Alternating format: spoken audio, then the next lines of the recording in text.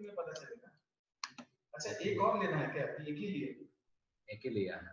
हाँ? टेस्ट करते हैं। ये मेरा है। हाँ। ये अच्छा है ना, बहुत सुंदर फोटो है। क्या मांग रहे हैं? हम एक और रख लेंगे लाके, हो जाएगा खत्म। लड़ाई किस बात? आपका रूम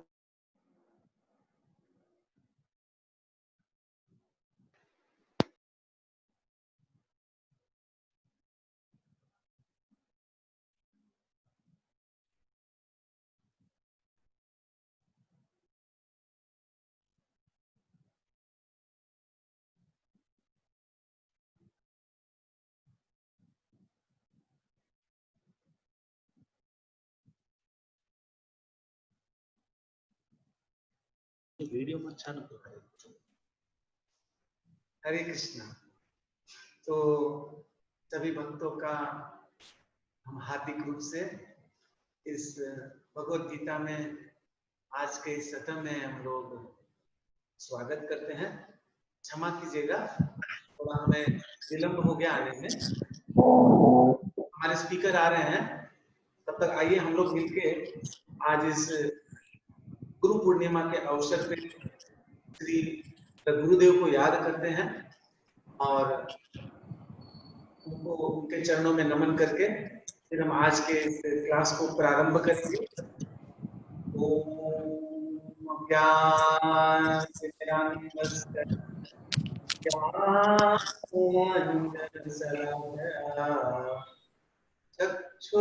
चक्षुरुन्मिलितं येन तस्मै श्री गुरुवे नमः।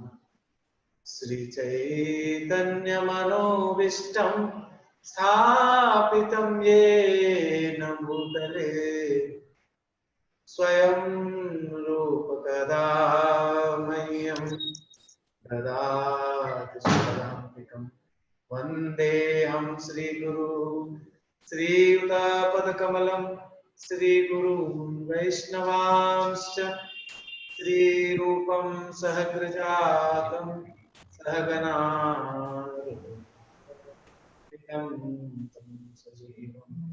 साद्वैतं सावधूतं परिजना सहितं कृष्ण चैतन्य देवं श्री राधा कृष्ण पादान् ललिता श्री साकाल्पंश। नमो विष्णुपदाय कृष्ण पृष्ठाय भूतले श्रीमते भक्ति वेदांत स्वामी के नाम। नमस्ते सारस्वती देवे गौरवाणी प्रचारिणे निर्विशेष शून्यवादी। हेलो नमो महावदन्याय कृष्ण प्रेम हेलो कृष्णाय कृष्ण चैतन्य नाम्ने गौरतिसे। हे कृष्ण करुणा सिंधु दीनबंधु जगत्पते गोपेश गोपिका कांत राधा कांत तप्त कांचन गौरांगी श्री राधे वृंदावनेश्वरी वृषभानुसुते प्रणमामि हरिप्रिये। नीलाचल निवासाय नित्याय परमात्मने बलभद्र सुभद्राभ्यां जगन्नाथाय ते नमः। वाञ्छा कल्पतरुभ्यश्च कृपा सिन्धुभ्येव च पतितानां पावनेभ्यो वैष्णवेभ्यो नमो नमः। जय श्री कृष्ण चैतन्य प्रभु नित्यानंद श्री अद्वैत गदाधर शिवासदि गौर भक्तवृंद। हरे कृष्णा कृष्ण कृष्णा हरे हरे हरे राम राम राम हरे हरे। हरे कृष्णा। तो हम अभी अपने स्पीकर को आमंत्रण करेंगे, श्रीमान चैतन्य माधव दास, वो आके आपको गीता के संपर्क में और गीता के अध्याय में आगे बताएंगे। हरे कृष्ण।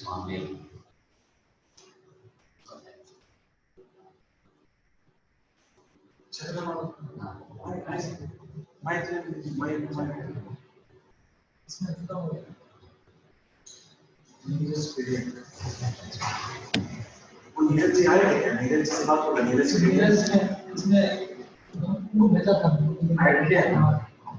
हरे कृष्ण। हरे कृष्ण। हरे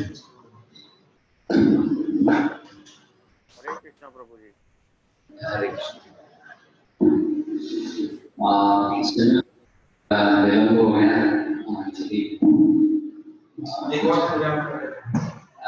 एक और प्रोग्राम चल रहा था, उसमें थोड़ा सा विलम्ब हो गया, इसके कारण यहाँ पे देर हो गई। बट एनीवेज, आज की जो तिथि है बहुत शुभ है, श्री गुरु पूर्णिमा की तिथि है और व्यास पूर्णिमा भी कहते हैं ये तिथि को।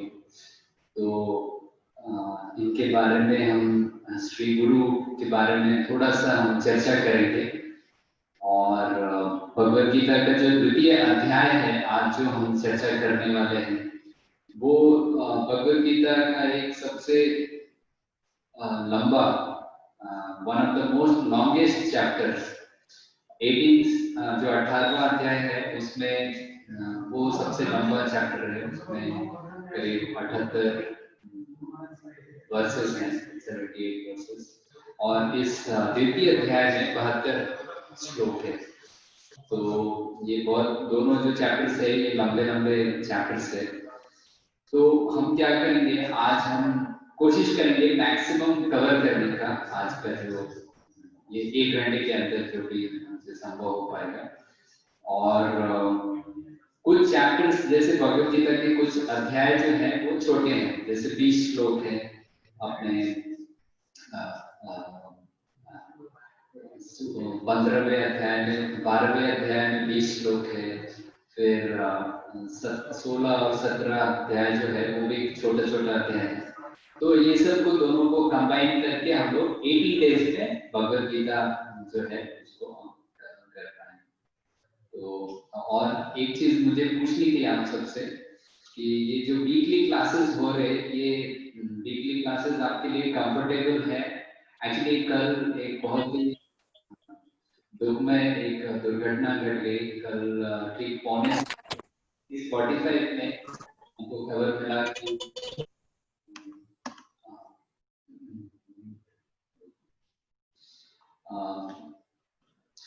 हमारे इस्कॉन के बहुत ही वरिष्ठ गुरु जिनका नाम श्री भक्ति चारू स्वामी महाराज जी है, वे उनका कल वो भगवत नाम चले गए, वो अपने शरीर को छोड़ दिए। मैं समाचार ये बात को कंटिन्यू नहीं किया और इसकी वजह से सो इसलिए आज बट ये शनिवार को ही करें। मैं रिक्वेस्ट करूंगा बाकी सभी भक्तों से अपने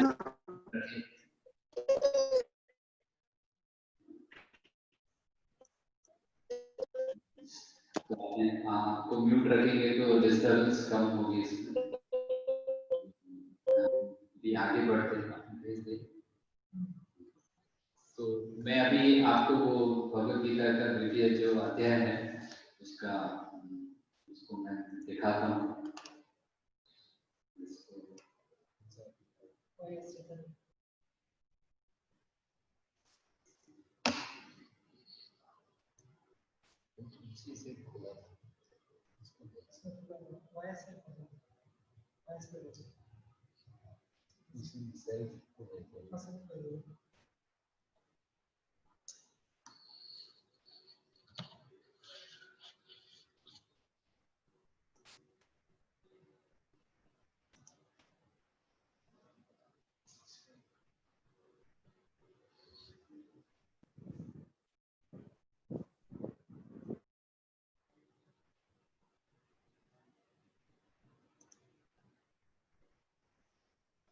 तो हम अभी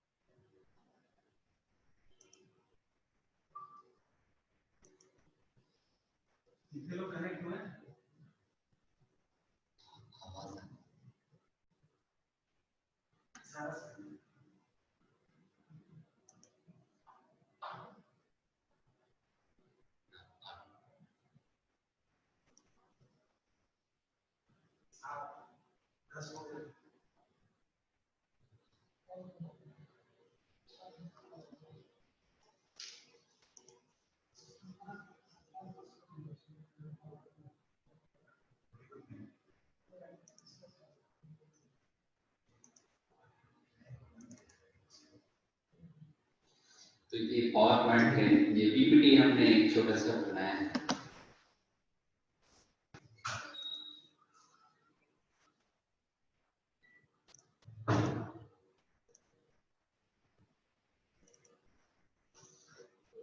इसको हम सबको दिखाएंगे।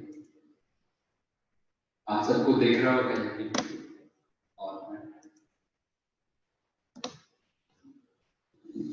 तो एक्चुअली पीपीटी जो है एक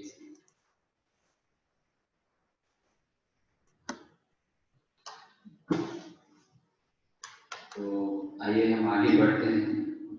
मूकं करोति वाचालं अंगुं लंघयते गिरिं यत्कृपातमहं वन्दे श्रीगुरुं दीनतारिणं परमानन्दमाधवं श्रीचैतन्येश्वरं श्रीगुरुं दीनतारिणं। मैं आप सबके बहुत आभारी हूँ, बहुत कृतज्ञ हूँ। आप सब अपना कीमती समय निकाल आप आ रहे हैं। सब लोग भगवद गीता के उपदेश को, भगवद गीता का जो ज्ञान है उसको समझने के लिए आप प्रचुर मात्रा में चेष्टा कर रहे हैं।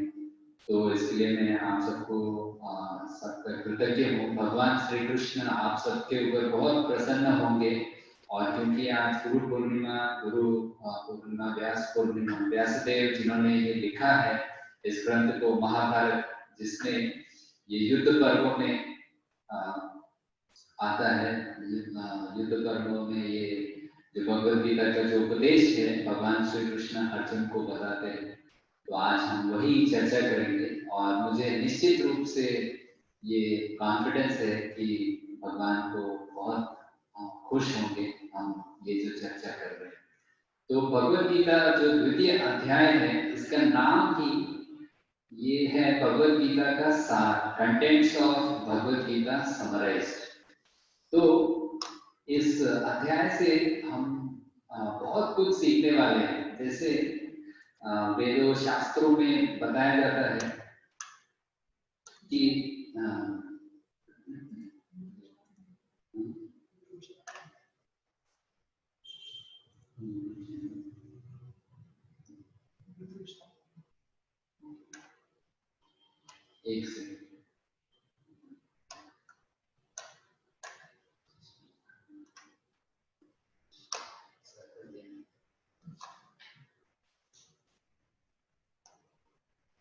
एक सेकंड, मैं अपना वो यूट्यूब वाला भी स्टार्ट नहीं हुआ था, इसको जस्ट स्टार्ट कर देते हैं।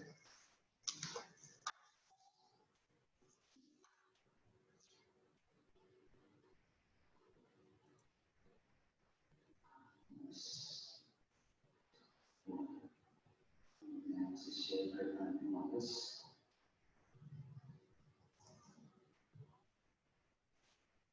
हाँ, तो हम ये चर्चा कर रहे हैं।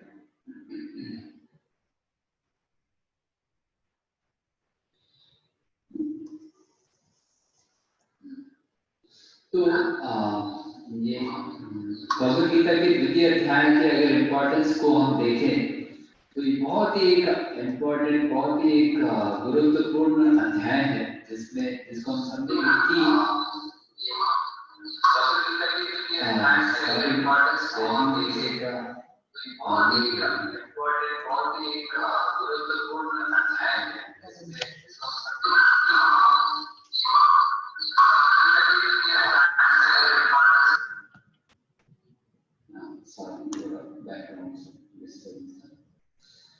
तो एनीवेज, तो हमारे मनुष्य जीवन का सबसे पहला जो उद्देश्य है, भगवान कहते हैं हमारे शास्त्र में कि वेद को पढ़ना है, क्योंकि अगर ज्ञान नहीं होंगे तो हम कैसे अपने जीवन को अच्छी तरह से लीड कर सकते हैं, उसको कैसे अपने जीवन को आगे बढ़ा सकते हैं। जिस तरह से एक बच्चा अगर पढ़ाई नहीं करता है तो आगे चल के उसे बहुत दिक्कतें आती है, बहुत परेशानी झेलना पड़ता है अपने जीवन में।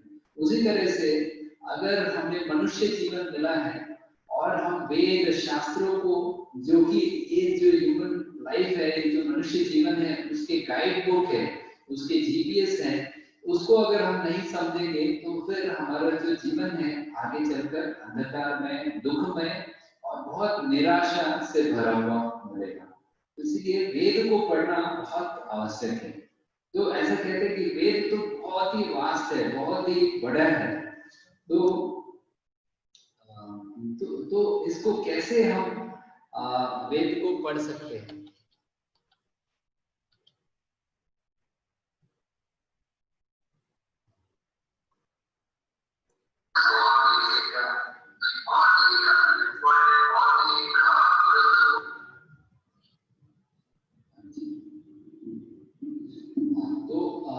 जो वेदों का जो ज्ञान है, इसको पढ़ना एक जीवन में ये असंभव है, क्योंकि 4 वेद है और चारों वेद में कई लाख जो श्लोक हैं, कई लाख बहुत बड़े बड़े वेद पुराण लिखे हुए हैं।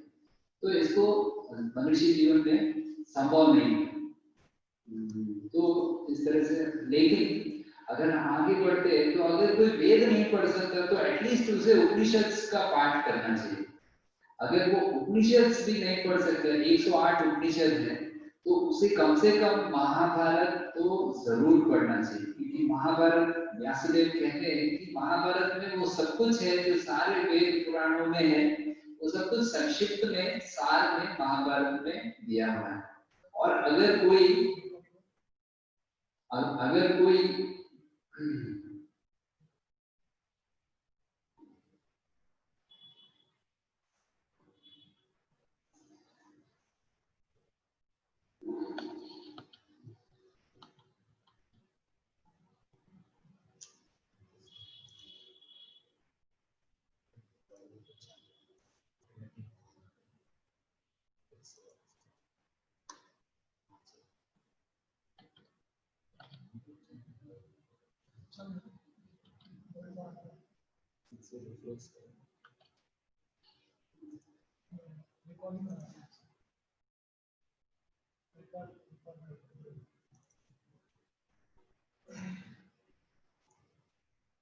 तो उसे अगर महाभारत नहीं पढ़ सकते तो एटलीस्ट महाभारत के अंदर जो भगवत गीता है, जो कि युद्ध पर्व में आता है, एक्चुअली महाभारत के पूरे शास्त्र में 18 पर्व हैं, 18 जो चैप्टर्स है उनको पर्व बोला गया है।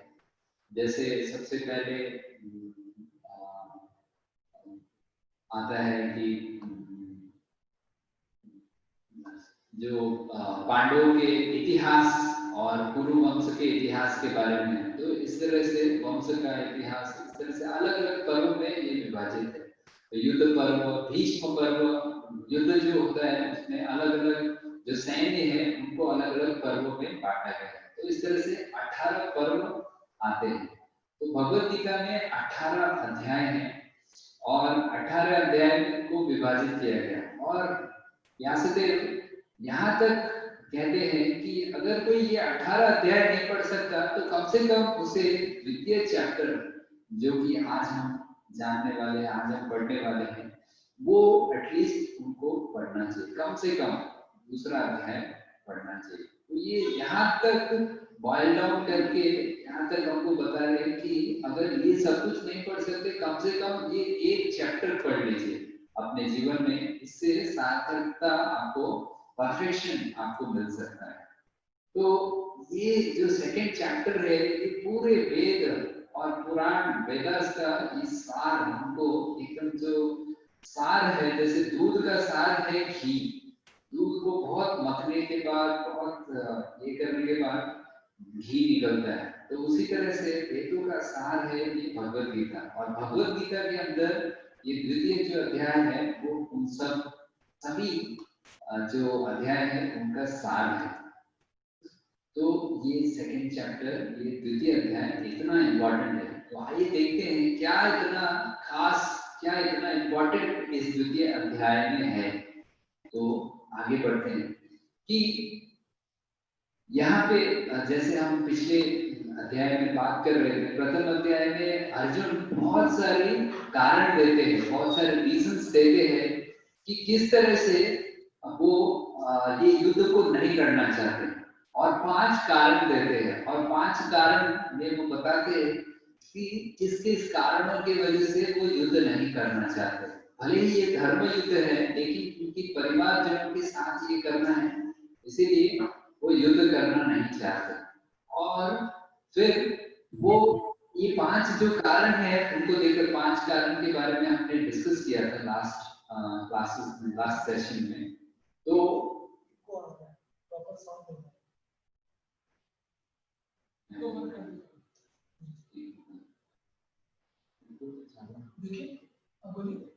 हरे कृष्ण, हरे कृष्ण, हरे कृष्ण,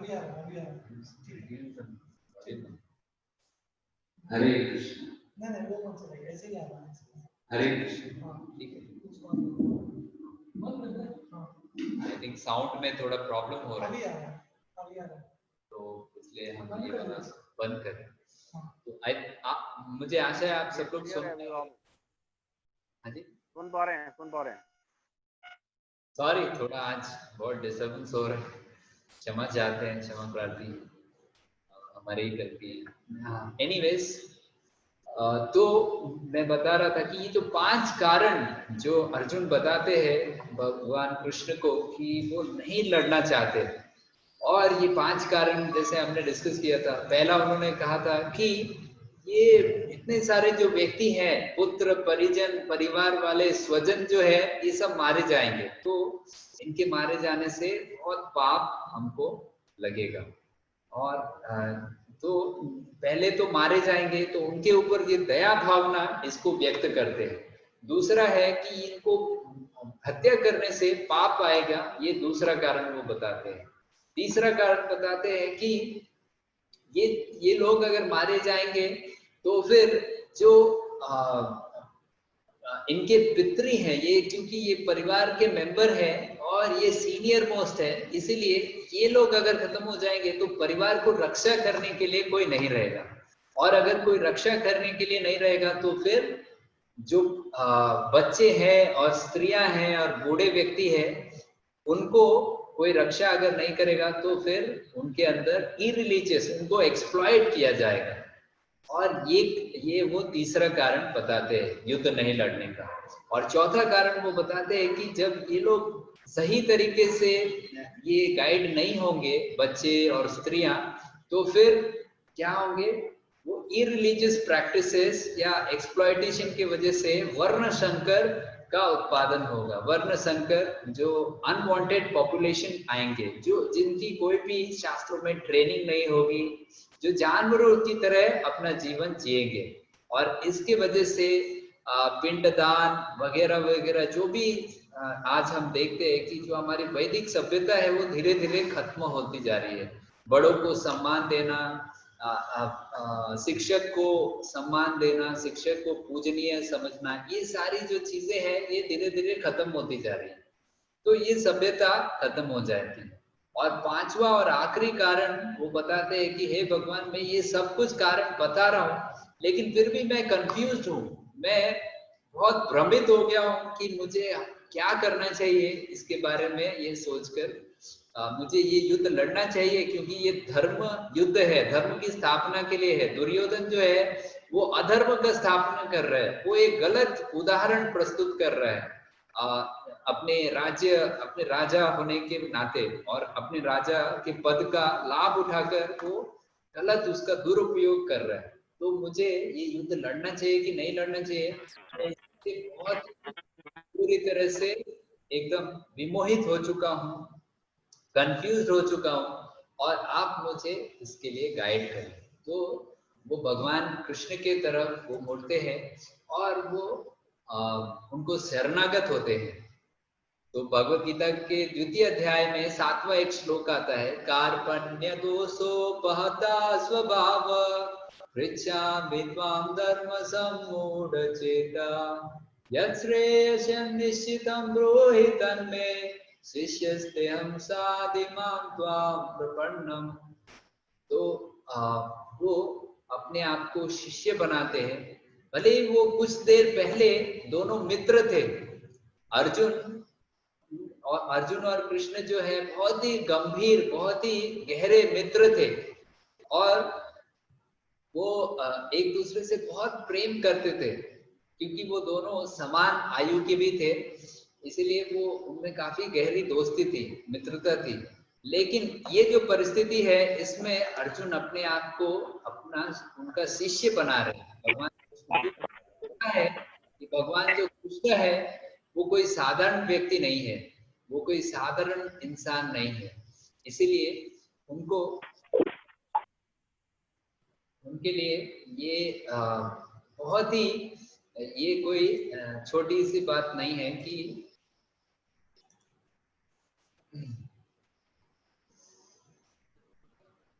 यस। तो वो फिर कहते हैं कि फिर भगवान कृष्ण जो है वो ये रोल जो चेंज होने का जो बात है कि भगवान कृष्ण अभी मित्र है और वो अभी शिक्षक या गुरु बन रहे हैं, गुरु के रूप में वो आ रहे हैं। तो इस तरह से वो देखते हैं और वो मित्र से वो एक बहुत ही विनम्र और शरणागत शिष्य के रूप में अपने आप को पकड़ते हैं, मानते हैं और वो भगवान कृष्ण के प्रति शरणागत हो जाते हैं।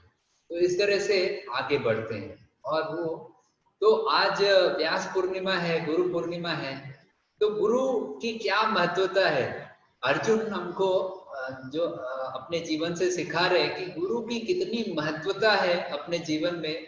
वो अपने इस घटना से, इस परिस्थिति से वो बता रहे हैं कि हर किसी के जीवन में जो है कंफ्यूजन, ऐसा एक मोड़ आता है जिसमें एक व्यक्ति कंफ्यूज हो जाता है। उदाहरण स्वरूप हम आज का समय देख सकते हैं कि अभी का जो समय है ये कंफ्यूजन का टाइम है, हमें समझ में नहीं आ रहा है कि किस तरह से आगे बढ़ना चाहिए।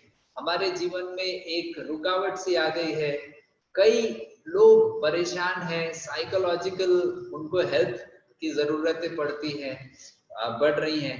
लेकिन अगर कोई आध्यात्मिक पद का अगर कोई मार्गदर्शन कराने वाला अच्छा व्यक्ति उनको मिले तो ये सारे psychological problems, mental level problems, इससे हम बाहर आ सकते हैं।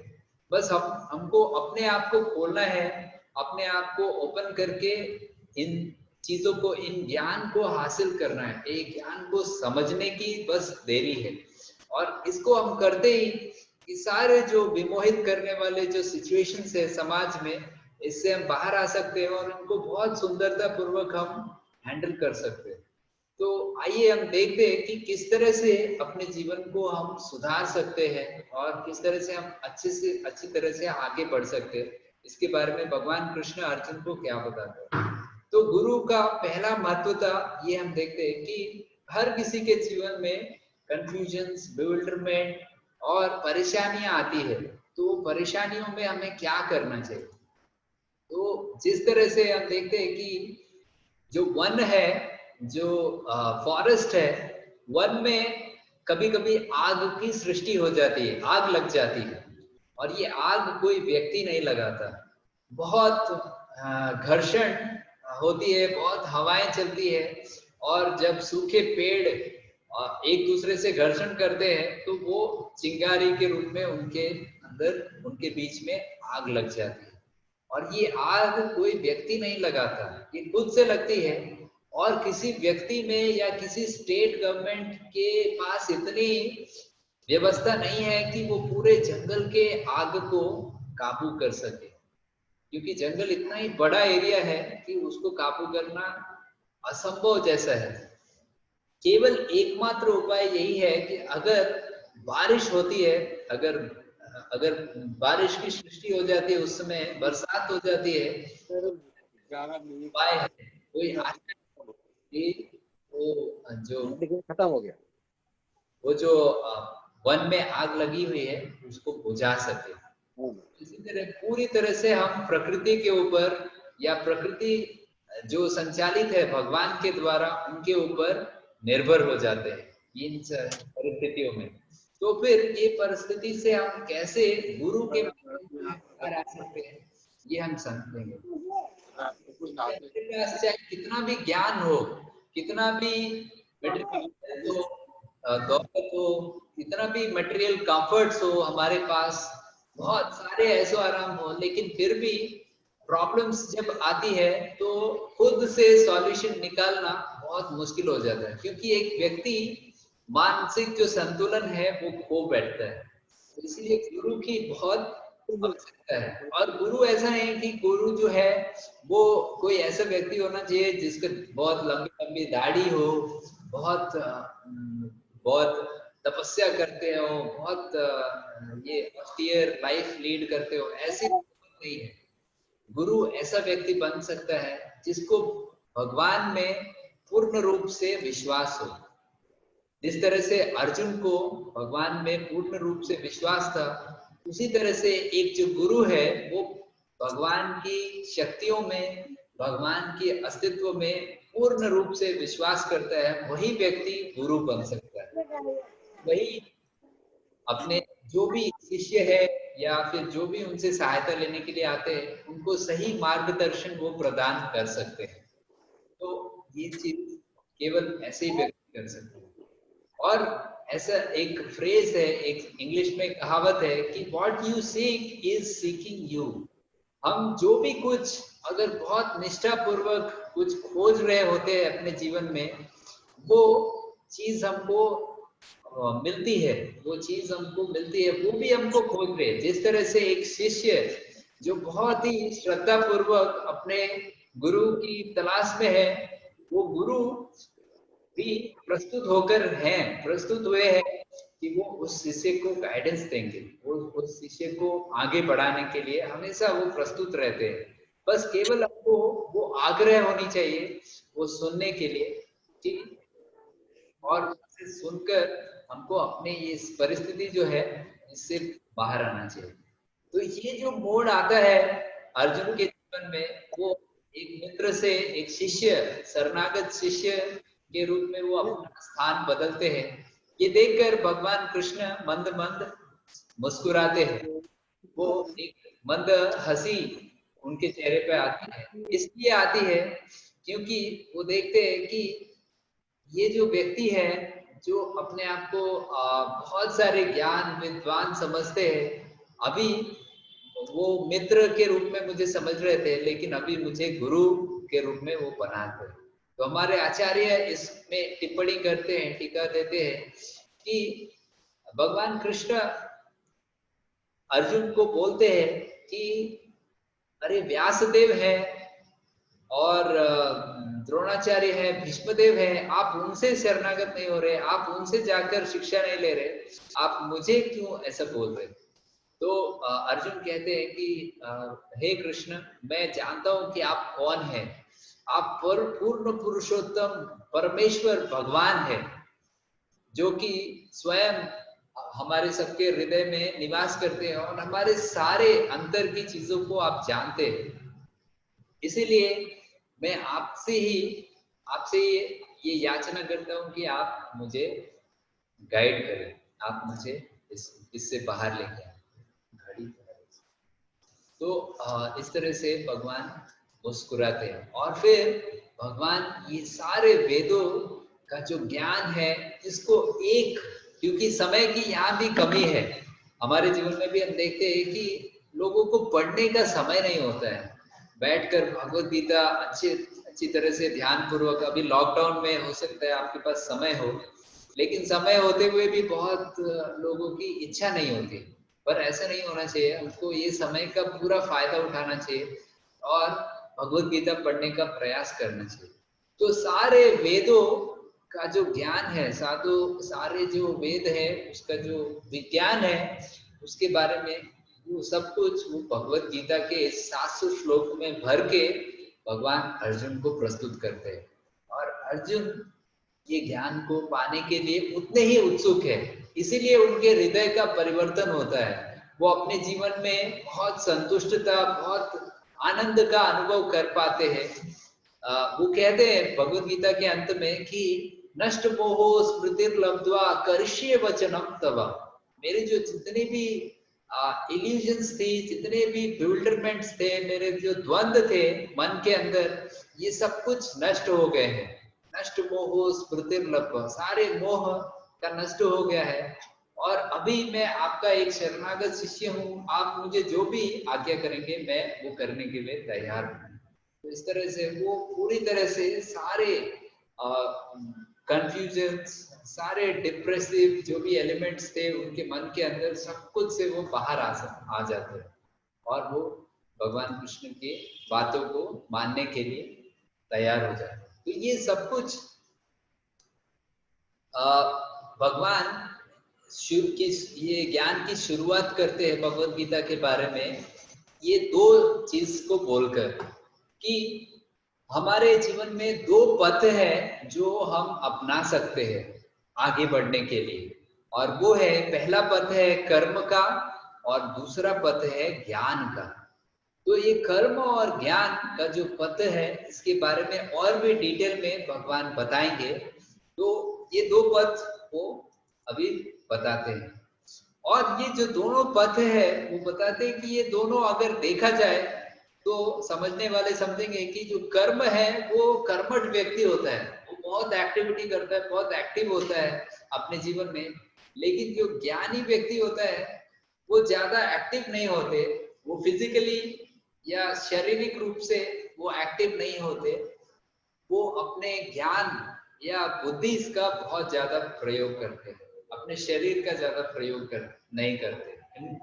तो फिर ये जो दोनों पद है ये पूरा उल्टा उनको लगता है, अर्जुन को ये समझ में आता है। लेकिन भगवान कृष्ण ये क्लैरिफाई करते हैं कि ये उल्टा नहीं है, ये ऑपोजिट पद नहीं है, ये सिमिलर है, ये सेम है। कैसे, इसके बारे में वो आगे बताते हैं कि जो व्यक्ति बहुत जैसे हम देखते हैं कि पशु और हम में क्या अंतर है। महाभारत में एक श्लोक आता है कि आहार निद्रा भय मैथुनम च समन्यम ही एतत् पशुभिर नराणाम धर्मो ही देशम अधिको विशेषो धर्मेण हीना पशुभिर नराणाम।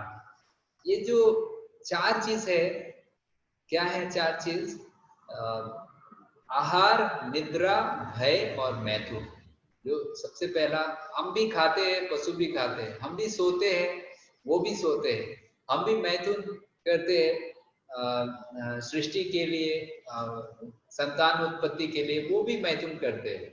और चौथा है कि हम भी अपनी रक्षा करते हैं घर बनवाकर या बैंक बैलेंसेस रखकर, और वो भी अपनी रक्षा करते हैं, वो भी अपनी तरीके से घर बनाते हैं, या फिर घर नहीं है तो फिर वो अपने पंजों से या जिस तरह से भी वो अपनी रक्षा करते हैं, तो और अपने बच्चों की भी रक्षा करते हैं। तो ये चार चीज हम में उनमें समान है। लेकिन धर्मो ही देशा अधिको विशेषो, एक चीज है जो पशु नहीं कर सकते, धर्म का पालन वो नहीं कर सकते, पर मनुष्य जो है उसका कर्तव्य है कि धर्म का पालन करना चाहिए। लेकिन कुछ कैटेगरी के लोग हैं जो धर्म का पालन नहीं करते, केवल ये चार चीजों में ही अपना जीवन व्यतीत कर देते हैं। तो उन व्यक्तियों के लिए ये कर्म का पथ बहुत जरूरी है, कर्म का पथ समझना ये बहुत जरूरी है।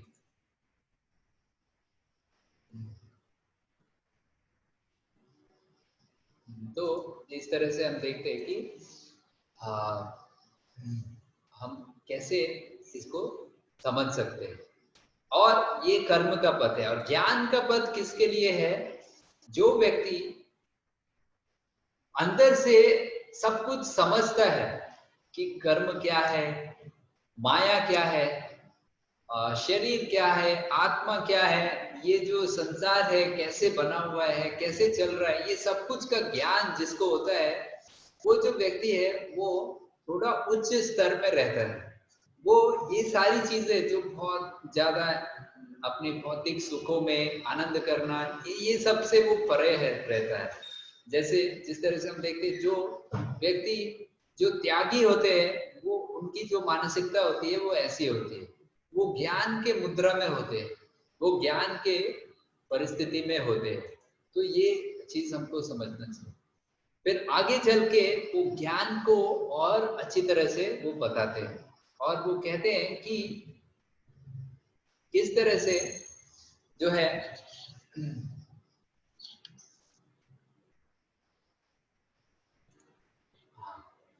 किस तरह से जो है ज्ञान की वो व्याख्या करते हैं। तो पहला ज्ञान के बारे में वो सांख्य योग के बारे में बताते हैं। ये सांख्य योग क्या है इसके बारे में वो और अच्छी तरह से वो समझाते हैं। ये सांख्य जो वर्ड है ये एक संस्कृत वर्ड सांख्य से आई है, संख्या, जिसका मतलब है नंबर्स। तो संख्या का मतलब है कि गिनती, जैसे हम संख्या से गिनती करते हैं। और उसी तरह से ये जो पूरी जो सृष्टि है इसके अंदर जितने भी तत्व है उनको हम गिन सकते हैं, उनको हम काउंट कर सकते हैं, उनको संख्या के रूप में हम प्रस्तुत कर सकते हैं। तो ये सांख्य योग इसके बारे में बताता है। और डिटेल में वो बताते हैं कि ये जो पूरा जो सृष्टि है, ये पूरा जो संसार है, जो ब्रह्मांड है, ये 24 तत्वों से बना हुआ है।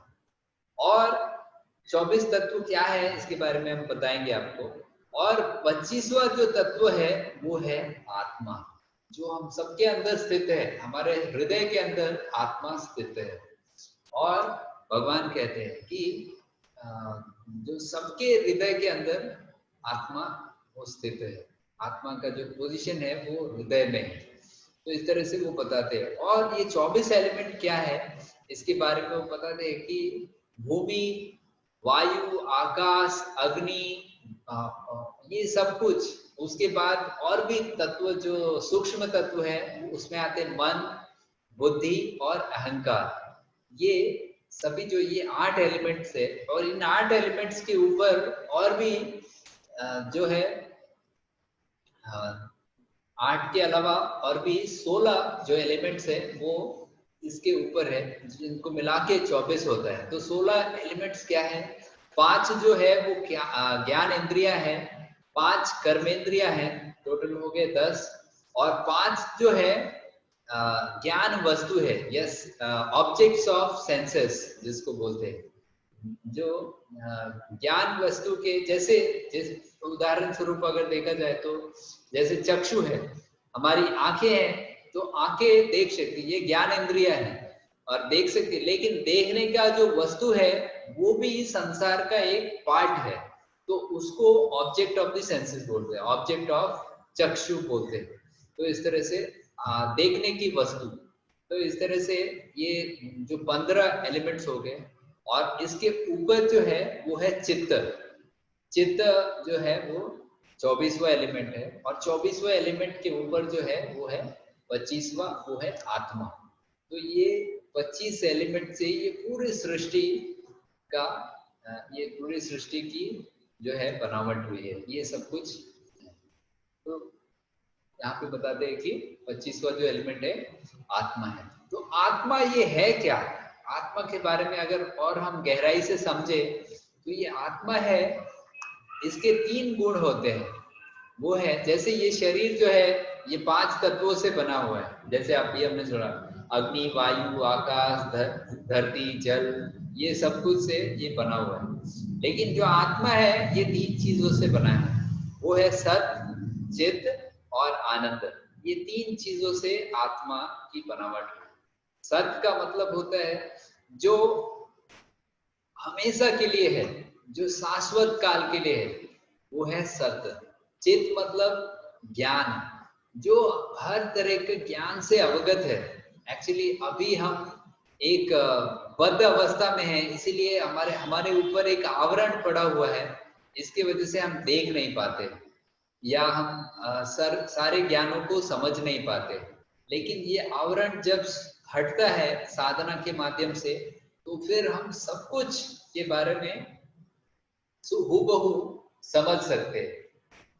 और तीसरा जो है आनंद, जो आनंद है ये सबके अंदर है। सभी लोग आनंद की तलाश में है, सभी लोग आनंद चाहते हैं अपने जीवन में, कोई भी दुख नहीं चाहता। तो आनंद हमारे अंदर है, ये आनंद को हमको उजागर करना है, इसको प्रस्तुत करना है, इसको अपने हृदय से प्रकाशित करना है। तो फिर हम हर समय हर क्षण आनंद में रह सकते हैं। और ये जो आध्यात्मिक पद है ये सत्य चित और आनंद के वस्तुत में व्यक्तिगत रूप में लाभ करने का जो तरीका है यही हमको पूरा भगवत गीता बताते हैं कि किस तरह से हम सत्य का, किस तरह हम चित्त का और किस तरह हम आनंद का पूर्ण रूप से अनुभव कर सकते हैं। इसके बारे में वो भगवान पूरी तरह से अर्जुन को बताते हैं। तो आइए आगे बढ़ते हुए क्या बताते हैं इस आत्मा के बारे में। तो भगवान इस समय हमारे मन में एक प्रश्न आ सकता है कि भगवान सांख्य योग के बारे में अचानक से बोलना क्यों शुरू कर दिए, क्योंकि भगवान अर्जुन तो डिप्रेस्ड है और उनको उनके मन में बहुत तरह की कंफ्यूजन है। तो ये सारी चीजों को बोलने की क्या आवश्यकता है कि हम धरती वायु आकाश ये सब से बने हुए। तो इसका भगवान के मन में उद्देश्य है। वो क्या उद्देश्य है इसको हम समझेंगे। सबसे पहला जो कारण बताते हैं अर्जुन की दया, कि ये सभी जो व्यक्ति आए हैं हमारे सामने युद्ध करने के लिए, इनके ऊपर दया भावना वो प्रकट करते हैं। ये दया भावना को भगवान कहते हैं कि ये मिथ्य दया है, क्योंकि आप युद्ध भूमि में खड़े हैं और आप इनके ऊपर दया कर रहे हैं। जिस तरह से एक व्यक्ति है आपको मारने के लिए आ रहा है, हमको मारने के लिए आ रहा है, उसके हाथ में हथियार है और हम उस पर दया दिखाने लगे, तो ये बेवकूफी होगी, ये सही नहीं है। क्योंकि हम युद्ध करने के लिए आए हैं और ये युद्ध हम किसी चीज को पाने के लिए नहीं कर रहे, केवल धर्म की स्थापना करने के लिए कर रहे। तो ये धर्म की स्थापना करना सबसे जरूरी है। अधर्मी जो दुर्योधन दुशासन इत्यादि का जो राज्य है इसको समाप्त करके धर्म की के लिए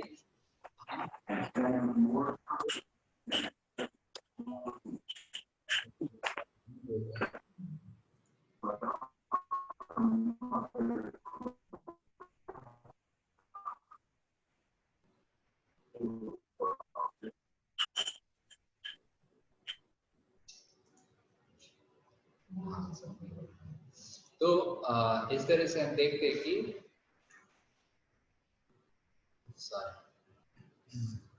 तो जो प्रस्तुत करते हैं फॉल्स कंपैशन, जो मिथ्या तरह का दया वो दिखा रहे हैं यहाँ पे। इसीलिए भगवान ये तत्वों के बारे में बोलते हैं और ये तत्वों के बारे में बोलकर वो समझाना चाहते हैं कि देखो तुम ये शरीर के ऊपर दया मत करो, आत्मा के ऊपर दया करो। असली दया जो है वो आत्मा के ऊपर है। शरीर और आत्मा में बहुत अंतर है, वो अंतर के बारे में वो बताएंगे किस तरह से क्या अंतर है शरीर और आत्मा में।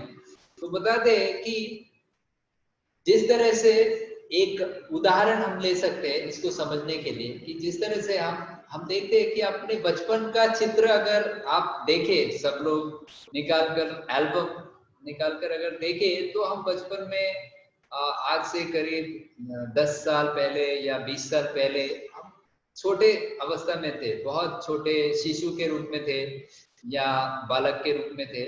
और उस समय का जो चेहरा है और आज का जो चेहरा है उसमें काफी अंतर आ जाता है, काफी फर्क आ जाता है। और शारीरिक जो ग्रोथ है, शारीरिक जो बढ़ोतरी है, ये भी काफी बढ़ जाते हैं। तो ये डिफरेंस कैसे आया? क्योंकि ये जो शरीर है ये हर समय बदल रहा है। इवन साइंटिस्ट और बायोलॉजी मेडिकल फील्ड में भी ये एक्सेप्ट करते हैं कि हर 7 साल के अंतर में हमारे बॉडी के अंदर जितने भी सेल्स हैं जो ये सब बदल जाते हैं, ये चेंज हो जाता है, पूरा ट्रांसफॉर्मेशन हो जाता है। और इसी तरह से ये जो शरीर है ये पहले छोटा रहता है, छोटे की अवस्था से वो फिर बड़ा होता है, जवान होते हैं, फिर विवाह होती है, उसके बाद मिडिल एज में जाते हैं, मिडिल एज के बाद वो बुढ़ापे में आते हैं और बुढ़ापे के बाद हम ये शरीर को त्याग करके अन्य शरीर में प्रवेश करते हैं। तो इस तरह से हमारा जो जर्नी है ये होता है। ये चित्र के माध्यम से आप देख सकते हैं कि कैसे व्यक्ति जन्म लेता है और अलग अलग शरीर में वो प्रवेश करता रहता है। कभी कभी वो पशु के योनि में जब चला जाता है तो पशु का शरीर वो धारण करता है। तो इस तरह से हम देखते हैं। तो शरीर जो है हमेशा बदल रहा है, लेकिन आत्मा जो है वो कांस्टेंट है, वो फिक्स्ड है, वो कभी भी बदल नहीं रही। ये चीज हमको समझ में आता है। और इसी चीज के बारे में इसको बोलते हैं पुनरागमन, या इंग्लिश में बोलते हैं री इनकारनेशन। जो री इनकारनेशन जो तत्व है, इसको बहुत गहराई से इसके बारे में चर्चा हुई है, इसके ऊपर रिसर्च हुई है, हो रही है, अभी भी चल रही है। और काफी सारे लेखकों ने, काफी सारे वेस्टर्न ऑथर्स ने इसके ऊपर बुक्स भी लिखी है, रियल लाइफ स्टोरीज अबाउट री इनकारनेशन, पुनरागमन के बारे में वो बताते हैं। एक छोटी सी घटना मैं बताता हूँ आपको, जो हमने एक बहुत क्लोजली अनुभव किया था कि एक व्यक्ति थे, वो मुस्लिम थे पहले, और वो बहुत गरीब परिवार से थे, मिडिल मतलब लोअर मिडिल क्लास में थे। और वो हर दिन वो एक छोटा सा व्यापार संभालते थे अपना, और हर दिन वो अपनी गाड़ी से वो कुछ 10 किलोमीटर दूरी पे जाते थे, जाना आना करते थे। तो एक बार जब वो जा रहे थे, तो वो ट्रैक्टर से जा रहे थे, तो ट्रैक्टर से जाते जाते उनका एक्सीडेंट हो गया और वो उनकी मृत्यु हो गई। वो मुसलमान थे उस शरीर में, उस जीवन में, और उनकी मृत्यु होने के बाद करीब 6 महीने बाद वो उनका जो जहाँ पे मृत्यु हुई थी उसी गांव में, उसी के आसपास के गांव में उनका जन्म होता है, और वो हिंदू परिवार में जन्म लेते हैं। लेकिन आश्चर्य की बात यह है कि उनको सब कुछ हूबहू याद रहता है, और वो ये सब कुछ याद करके वो बार बार सोचते हैं कि मैं तो मुसलमान हूँ, मेरा घर यहाँ पे नहीं है, मेरा घर यहाँ से 6 किलोमीटर दूरी पे है। तो बार बार अपने माता पिता को कहते हैं कि मुझे अपने घर में जाना है। तो वो सोचते हैं कि अरे ये बच्चा ऐसा क्यों बार बार कह रहा है, और वो बेकार की बातें समझकर उनको चुप करा देते थे। लेकिन एक बार उन्होंने अपने पिता को रास्ते पे देखा। वो पिताजी इतनी गरीबी की अवस्था में थे कि वो भिक्षा कर रहे थे, तो इनके घर पे भी आकर वो भिक्षा मांगे।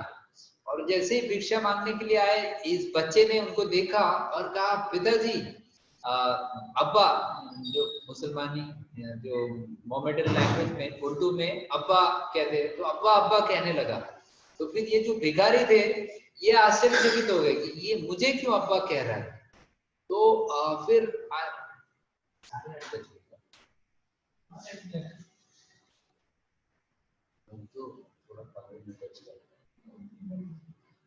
मैं थोड़ा 10-15 मिनट अगर एक्सटेंड करूं तो आपको असुविधा तो नहीं है? सॉरी, क्षमा चाहता हूँ, आज हम थोड़ा लेट से देखिए प्रस्तुत किए। जस्ट मैं 10 मिनट आपका एक्स्ट्रा लूंगा और इसको एक स्थिति पर लाकर, एक पोजीशन पे लाके इसको क्लास को फिर एंड करेंगे।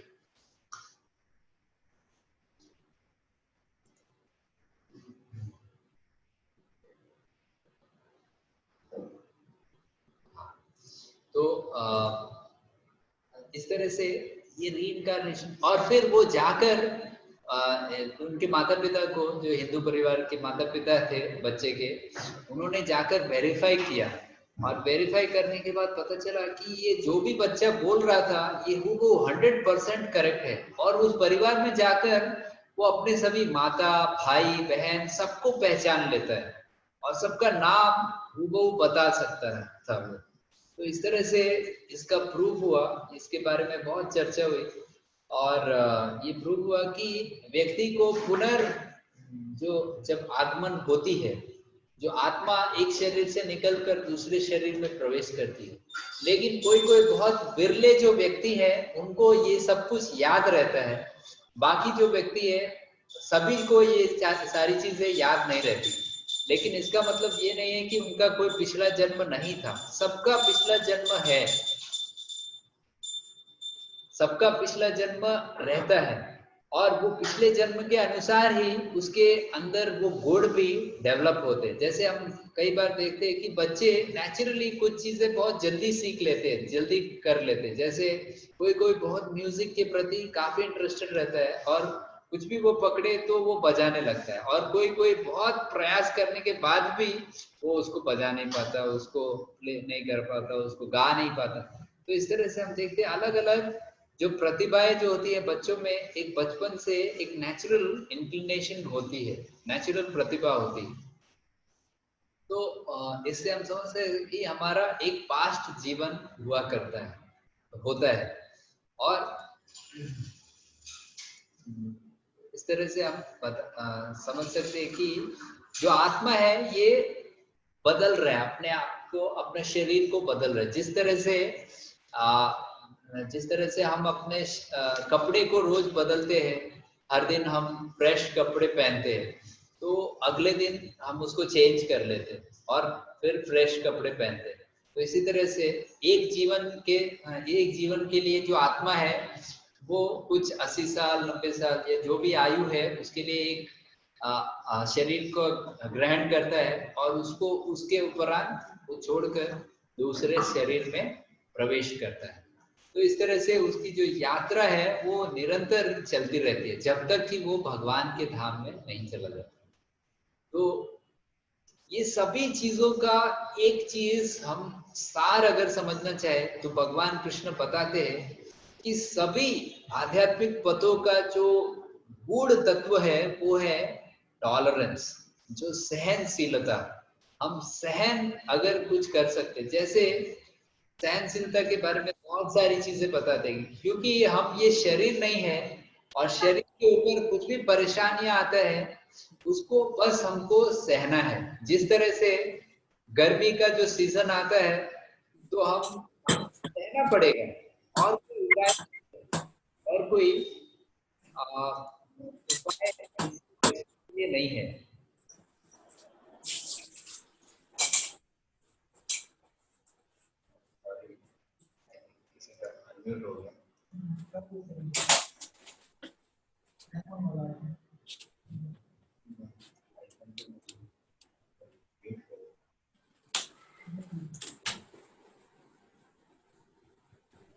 तो हम देखते हैं कि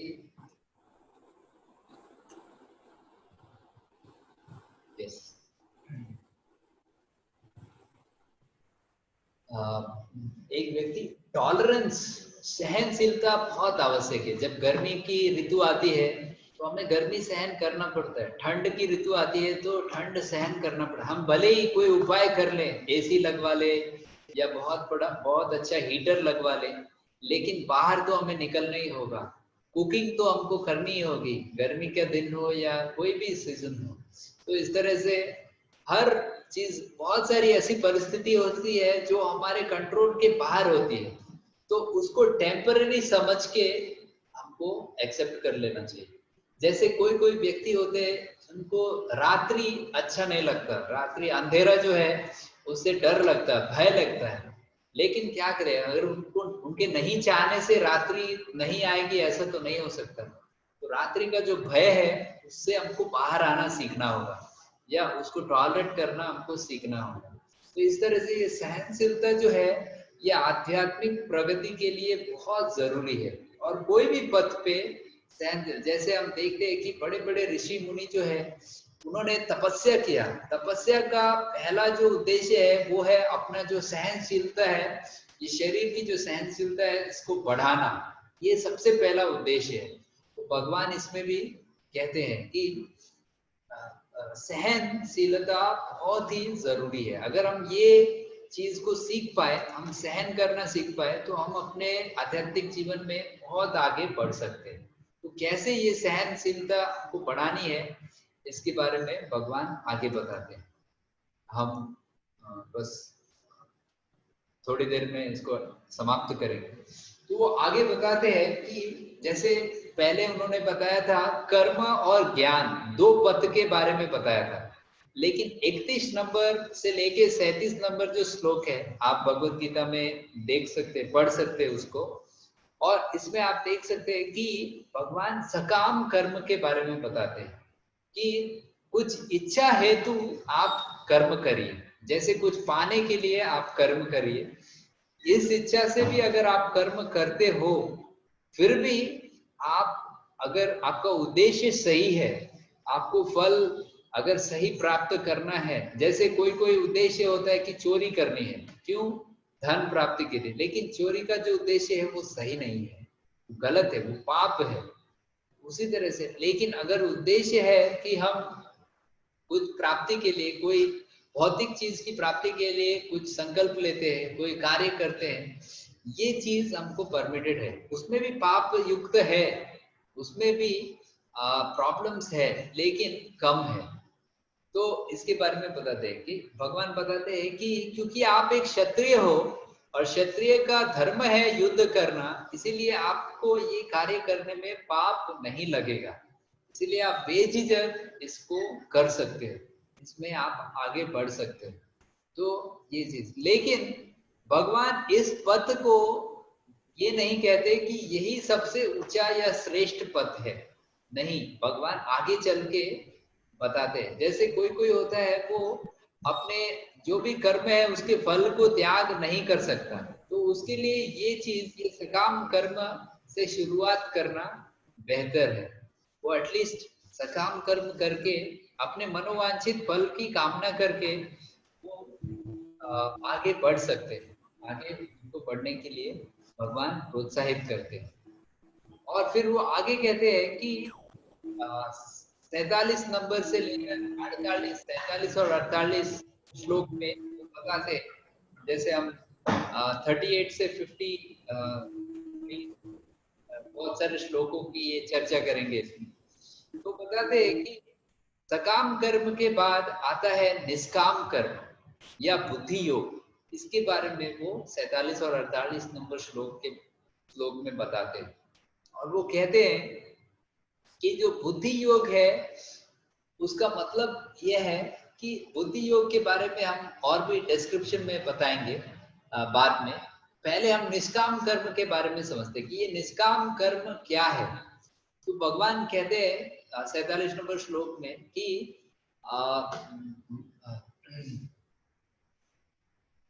कर्मणावाधिकारस्ते मा फलेषु कदाचन माम कर्म फल हेतुर्भूर माते संगतु अस्त अकर्मणि। तो वो कहते हैं कि आपको कर्म करने का अधिकार है, लेकिन कर्म के फल को प्राप्त करने का आपके हाथ में नहीं है, वो केवल भगवान के हाथ में। हम कर्म कर सकते हैं, क्या हमको करना है, अच्छे पद पे जाना है, खराब पद पे जाना है, ये निश्चय, ये निर्णय खुद कर सकते हैं, लेकिन उसका फल जो प्राप्ति है, ये कितना आपको पाप मिलेगा, कितना आपको पुण्य मिलेगा, डिपेंडिंग ऑन क्या कार्य हम करते हैं, ये निर्भर है हमारे कार्य के ऊपर। और ये फल भगवान हमको, ये फल का जो प्रदान करने का जो चीज है, ये भगवान करते हैं, भगवान को ये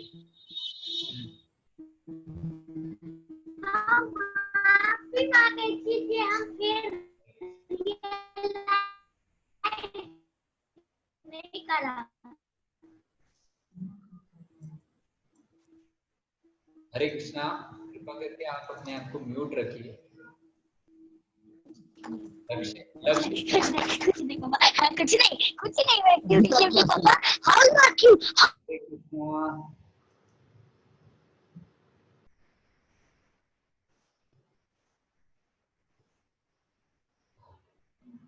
तो आगे बढ़ते हुए हम ये देखते हैं कि जैसे मैं क्या करना चाहता हूँ, क्यों मैं ये चीज करना चाहता हूँ, अगर कोई कार्य है वो मैं क्यों करूं, अगर मुझे फल क्या मिलेगा इसके ऊपर मेरा अधिकार नहीं है, तो मैं क्यों उस कार्य को करूं। तो भगवान इसमें बताते हैं कि अगर आप ये कार्य बिना आसक्ति से करोगे तो फिर, और इसका जो सक्सेस है, इसमें जो आप सक्षम होगे या फिर आप विफल होगे, ये चीज के बारे में आप अगर चिंता नहीं करोगे तो आप सही रूप से ये योग का अभ्यास कर सकते हैं। और योग के अभ्यास से आप, मुझे योग का मतलब है कि किसी से अपने आप को जोड़ना, योग या वियोग जिसको हम कहते हैं, वो है अपने आप को, आत्मा को परमात्मा से जोड़ना या जीव को भगवान से जोड़ना का ये जो पद है, इसको योग कहते हैं। योग का मतलब ये नहीं कि जो हम एक्सरसाइज करते हैं, जिम्नास्टिक्स करते हैं, ये योग नहीं है। ये योग का एक अंश है जिसकी जो उद्देश्य है, जो सबसे ऊंचा जो लक्ष्य है, वो है अपने आप को भगवान से जोड़ना, भगवान से कनेक्ट करना। इसको योग कहते हैं। तो ये योग के बारे में वो आगे बताएंगे और इसके बारे में वो 3 चीजें बताते हैं कि किस तरह से हम कार्य कर सकते हैं। जैसे हम जानते हैं कि हमको क्या करना है, जैसे अगर हम अपने जीवन में निर्धारित करते हैं कि ये चीज मुझे करनी है, मुझे ये बनना है, तो ये चीज हम निर्धारित कर सकते हैं कि what to do in life, क्या मुझे करना है अपने जीवन में, ये मैं निर्धारित कर सकता हूँ। और उसके बाद का जो स्टेज आता है कि कैसे मुझे उसको प्राप्त करना है, अपने लक्ष्य को, ये भी मैं निर्धारित कर सकता हूँ, इसको भी मैं निर्धारित कर सकता हूँ। लेकिन जो तीसरा एस्पेक्ट है, सबसे इम्पोर्टेंट एस्पेक्ट है, इसके बारे में हम बहुत कम लोग चिंता करते हैं। क्योंकि आज की जो दुनिया है, ये सब, हम सब लोग, हमें कुछ अच्छा चीज दिखता है, जैसे हमें कोई अच्छा कोई नौकरी कोई मिलने का जो ऑप्शन है, तो इसको हम तुरंत पाने के लिए प्रयास करते हैं। तुरंत कुछ भी अच्छा चीज हम देखते हैं, उसको प्राप्त करने के लिए हम प्रयास करते हैं। और कैसे प्रयास करना है, कैसे उसको पाना है, ये भी हमको समझ में आता है। लेकिन तीसरा जो एस्पेक्ट है, तीसरा जो चीज है, इसके बारे में हम नहीं सोचते। पहला, क्या करना है जीवन में, वो हम समझते हैं, और क्यों करना है ये भी समझते हैं। लेकिन कैसे करना है ये समझते हैं हम, what to do and how to do in life. And तीसरा जो एस्पेक्ट है, वो क्यों हमें उस चीज को प्राप्त करना है, या क्यों इस पथ पे आगे बढ़ना है, ये चीज के बारे में हम ज्यादा नहीं सोचते। आज जो कंपटीशन है समाज के अंदर, सोसाइटी के अंदर, ये बहुत ही कमर तोड़ कंपटीशन है, और इसमें हम सब लोग भाग रहे हैं। हम सब लोग अपने जीवन में कुछ कुछ प्राप्त करने के लिए लगे हुए हैं। लेकिन मैं ये क्यों कर रहा हूँ, इसके लिए, ये किस लिए मैं कर रहा हूँ, इसका एक ऊंचा उद्देश्य क्या होना चाहिए, और इसको करके मैं कैसे हर समय संतुष्ट रह सकता हूँ, इसके बारे में हम जीवन के ऊंचे प्रश्नों की, या जो ट्रांसेंडेंटल चीजें हैं, उनके बारे में हम नहीं सोचते, इसके बारे में हम ध्यान नहीं देते। तो ये जो पार्ट है, हमें क्यों करना चाहिए, क्यों करना है, ये सारी चीजें, इसके बारे में हम आगे चर्चा करेंगे। ये बहुत ही इंपॉर्टेंट एस्पेक्ट है। अगर ये हम समझ गए तो हमारे जीवन में जो भी कार्य हम अपना रहे हैं, इसको हम बहुत ही संतुष्टता पूर्वक, खुशी पूर्वक हम इसको कर सकते हैं, और अपने जीवन में आनंद का अनुभव हर परिस्थिति में कर सकते हैं। चाहे कोई भी हो, कोई भी परिस्थिति आए, सुख की परिस्थिति, दुख की परिस्थिति, कोई भी परिस्थिति आए, उसमें हम अपने जीवन में समभाव से रह सकते हैं। तो आज के लिए हम यहाँ तक ही रखेंगे, और अगली क्लास में, अगले सत्र में हम आगे के जो श्लोक है, अभी तक हमने 50 श्लोक कवर किया है, और 20 श्लोक बाकी है, जिसके बारे में और हम डिटेल में इसके बारे में बताएंगे। और आपको जो भी प्रश्न होगा आप उसमें पूछ सकते हैं। तो मैं यहाँ पे इसको विराम देता हूँ। आपके मन में अगर कोई प्रश्न है तो आप इसको पूछ सकते हैं।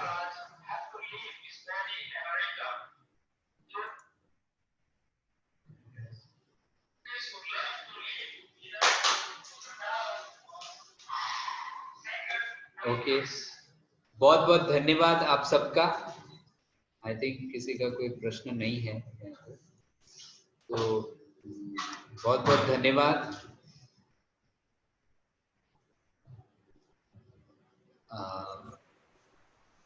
आप सब लोग अपना कीमती समय निकाल कर यहाँ आए और बहुत आग्रह पूर्वक आप सुनना चाहते, जानना चाहते। हम और भी इस क्लासेस को बेहतरीन रूप से आगे बढ़ाने का प्रयास करेंगे और भी डिटेल्स में जाएंगे। आप सब लोग हमसे जुड़े रहिए और हम कुछ चीज़ें, ये पीपीटीज वगैरह सब कुछ शेयर करते रहेंगे आपको, और श्लोक का उच्चारण कैसे करना है इसके बारे में भी हम आपको बताते रहेंगे। बहुत बहुत धन्यवाद, थैंक यू वेरी मच। बहुत बहुत हरे कृष्णा प्रभु जी। और गुरु पूर्णिमा की बहुत बहुत मुबारकबाद गुरु जी, आपने हमारे को इतना ज्ञान दिया, बहुत बहुत धन्यवाद। आप हमारे टीचर की तरह आए हैं, thank you very much. Hare Krishna. Thank you Prabhu, thank you, आपने मौका दिया हमको सेवा करने के लिए, बहुत बहुत धन्यवाद। थैंक्स। गुरु पूर्णिमा महामहोत्सव की जय, जय श्रील प्रभुपाद की जय, जय भगवद गीता की जय। जय। हरे कृष्ण। हरे कृष्ण। हरे कृष्ण।